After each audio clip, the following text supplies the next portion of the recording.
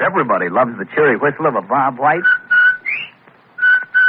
And everybody loves a dazzling wash that's... Rinso Whip, Rinso Whip. Yes, Rinso White is what the little bird is telling about these days. The little bird isn't the only one that raves about Rinso, though, Mr. Amici.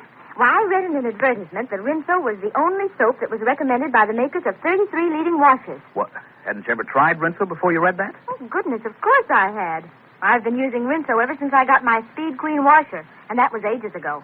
I knew the Speed Queen people recommended Rinso, but I didn't know about the rest. I see. Well, you'll be particularly interested in knowing that the Speed Queen manufacturers are just as anxious as ever for you to take that advice. For you see, there'll be no new Speed Queens for the duration because the washer industry is devoting its full time to the war effort. So continue to use Rinso regularly and have your Speed Queen checked regularly, too. And now, for Rinso's story of Big Sister. Did Drew Mason die of a heart attack, or was he murdered by Frank Wayne? Dr. Carville, who had distrusted Frank Wayne from the first day he came to Glen Falls, is convinced that Mason was murdered. Ruth Wayne, Big Sister, finds it impossible to believe that her brother-in-law is guilty. As our last chapter ended, Ruth, Frank, Diane, and Dr. Carville were in Dr. Carville's office waiting for the medical examiner's report on the cause of Mason's death, and we heard... It's going to be a bit embarrassing for you, isn't it, Dr. Carville, when the medical examiner calls and announces that Mason died of heart disease? Embarrassing? Not at all. It's going to be a relief. Because I'm quite certain when the report comes through, they're going to hold you for murder. Well, Dr. Carville, what are you waiting for? That's probably the medical examiner now. All right, pick up the phone. We'll find out whether I'm a murderer or you're a meddling old fool. Frank, don't. Hello? Yes, this is Dr. Carville. Yes, I'll hold on. Well, what does he say, Doctor? He's not on the phone yet. Don't look worried, Ruth. Everything's going to be all right. Hello? Oh, yes. Yes, Doctor. Yes? I see. Uh-huh. Yes, I'm listening. Yes, I understand. No, thanks. I don't think that will be necessary. Goodbye, Doctor, and thank you. What did he say, Dan? I don't understand it. Dr. Carville. What? Oh, I'm sorry. What did you say? What was the report on Mr. Mason's death? The medical examiner says death was caused by heart disease. Well, it took you a long time to give us a simple message like that. But, of course, I can understand why it was so hard for you to tell us about it. Must be a rather deflating experience to play detective and then We can do without your feeble attempts at sarcasm, Wayne. Can you really? I'm waiting, Doctor. Waiting for what? Your apology. Well, Doctor? I'll make no apology for anything I've said or done. Oh, now, really, Dr. Carlon? That medical examiner's report isn't final by any means. His report will read heart disease, and I can't dispute that. But I'm still convinced that you had something to do with Mason's death. And what's more, I'm going to prove it. Well, that's about the last straw. I've taken a great deal from you, Doctor, because you're a friend of Ruth's and also because you're an older man. I tried to overlook it. Frank. But there is a limit. And I've passed it a long time ago. Frank, please. I want to speak to Dr. Carville for a few minutes. And then I want to speak to you. Will you wait outside? Please. Ruth. Please, Frank. All right, Ruth. You won't be long, will you? No, Frank, I won't. Fine.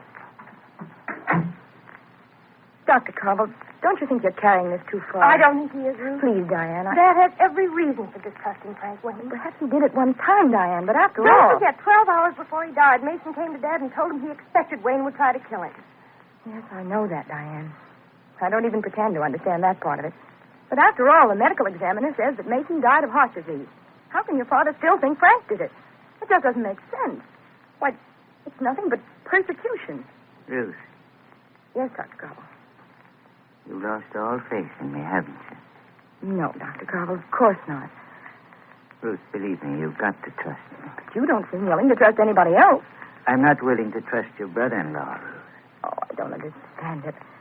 You're positively vindictive. At least, that's the way it looks to me. Ruth, will you give me a chance to talk to you? No, Doctor. There's been altogether too much talking since I got off the train last night.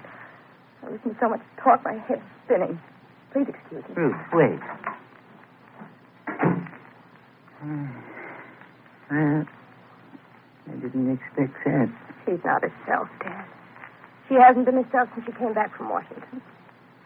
And Frank's playing some kind of a game with Ruth. I think he's got plenty of reason to be worried about her, especially since she seems to have been taken in by him so completely. You know, Wayne's very clever. He's caught Ruth with her guard down. Yes. Wayne's clever, all right. Much too clever. Frank Wayne was waiting at the gate when Ruth came out. Come, Rose. I'll walk home with you. Oh, you don't have to do that, Frank. Oh, but I want to. Let's go. All right. Don't let this depress you too much. It doesn't bother me, really. Can't understand, Dr. Carville. Well, he isn't that important. Oh, but he is, Frank. I mean, well, it just didn't like Dr. Carville. I knew he was a pretty stubborn old man, but I didn't realize just how stubborn he could be. He made a mistake, to put it as kindly as I know how, and instead of acknowledging it, instead of admitting that he was wrong, he's getting more bullheaded. Frank, I'm sorry to keep asking questions like this, but, well, why do you suppose Mason came to Dr. Carville and told him what he did? I don't know. Haven't the faintest idea. Did he have any reason for hating you? Why, no, Ruth, not that I know of. Why, we were friends. The reason he looked me up was because he was ill and broke. And he knew that I'd be glad to help him. But, Frank, how do you explain it? Why would Mason do a thing like that? Well, I can't explain it. Unless, of course... Yes? No, never mind. No, say it. Well, I was going to say, unless Dr. Carville distorted the things that Mason actually said. Frank. Maybe that isn't as far-fetched as you think. Frank, I can understand you're being bitter towards Dr. Carville. But I do know he's honest. There must be something bothering him. Well, let's forget about him. And besides, whether he likes it or not, the Mason incident is closed. There's something else that I do want to talk to you about, Ruth. Much more important. What's that, Frank? You and Richard. Ruth, now that John is... Well, I mean to say not that we won't hear from him for some time. Let's pray that isn't so. Of course. But for your sake, and for your son's sake, we've got to be realistic. See, I can't do what John did. I'd like to serve, but the Army won't take me because of my health. And the least I can do is to take care of my brother's family. Good of you to say that. Oh, and I mean it, Ruth. I know you do, Frank. And don't think I'm not grateful, but really, we're quite all right. Well, if there's anything that you need, money, anything... No, thank you, Frank. John's salary as a captain in the medical corps will go right on. And it's more than enough for our needs. Well, will you promise me this? If ever you do need anything, you'll call on me. But, Frank, All right, Frank.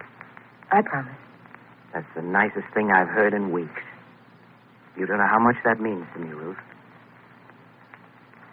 Frank took Ruth to her front gate and then left. Walking home, there was a smile on Frank Wayne's face, a quiet, complacent smile. And now as Frank arrives home, he finds Bill, his Hindu servant, waiting for him at the door. Bill is nervous and uneasy. Hello, Bill. Hello, Mr. Wayne. What's the matter? Why are you so worried about this beautiful September morning? Mr. Blackton, he telephoned. He said you asked him to call. Blackton. Oh, yes. That's the undertaker from Somerville. Yes, I'll call him back in a little while. We've got to make arrangements for a decent burial for our friend, Drew Mason. Sad duty, Bill, but then life is like that, isn't it? You've got to bear up. Now what's eating you? What happened, Dr. Carver? Oh, nothing. Nothing at all. The medical examiner called and said that Mason died of heart disease. He said that? That's right. Mr. Wayne, I worried.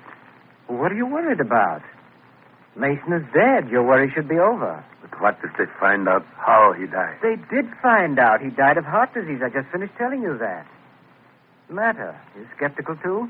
You take gun from your desk. You go upstairs to Mr. Mason's room. I hear him scream. That's right. You did, but you didn't hear the gun go off. This big storm, this thunder.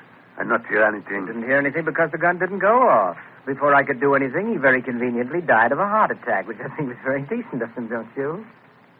Well, stop staring at me that way. Say something.